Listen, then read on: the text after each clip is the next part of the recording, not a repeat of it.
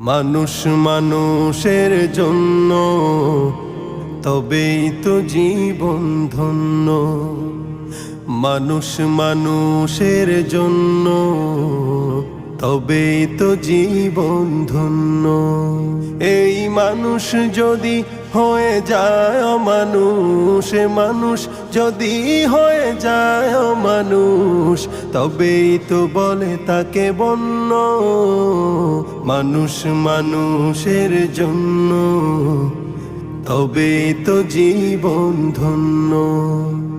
মানুষ মানুষের জন্য, তবেই তো জীবন ধন্য। পশুরাও তো মালিক চেনে, নত হয়ে যায় তার সামনে।